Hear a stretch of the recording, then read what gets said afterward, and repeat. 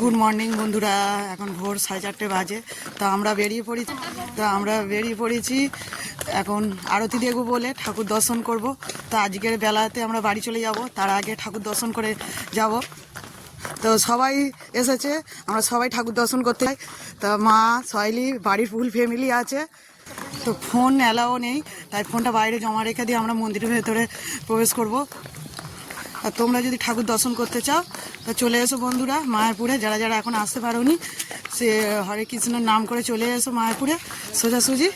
তো আমরা চলে এসেছি, তো ফোন জমা দেবো ঠাকুর দর্শন বলে। তো দেখো সবাই চলে এসেছি। তো অন্ধকার এখনও, ঠাকুর দেখে আসি বন্ধুরা, আরতি দেখবো, দর্শন করে চলে যাব, তার জন্য দেখে আসি বন্ধুরা। আরতি দেখে আমরা চলে আসছি ঠাকুর দর্শন করে। তো এখন সকাল 7টায় এরপরে খুলবে। তো আমরা এখন রুমের দিকে চলে যাচ্ছি, ব্যাগ গুছিয়ে এবার বাড়ির দিকে রওনা দেবো।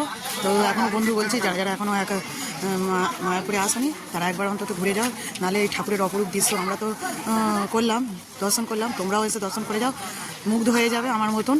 বারবারে আসতে ইচ্ছা করবে, থাকতেও ইচ্ছা করবে, কিন্তু কয়েকদিনের জন্য আমাদের আসতে হবে বা চলে যেতে হবে। তা বন্ধুরা পরে আবার কথা হবে, ভালো থেকো। তো বন্ধুরা আমরা মায়াপুর থেকে বাড়ি ফিরছি, রওনা দেবো। তো বেরিয়ে পড়েছি তার জন্য। তো দেখো সবাই চলে যাচ্ছি, সিধুও চলে যাচ্ছে। সিধু টাটা বলো।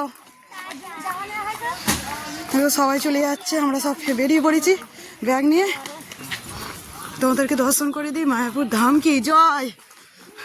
কতক্ষণ লাগবে যখন আমরা এখন ঘাটে চলে এসেছি বন্ধুরা, বাড়ির দিকে রওনা দিচ্ছি। তো চলো নৌকায় ওঠা হবে।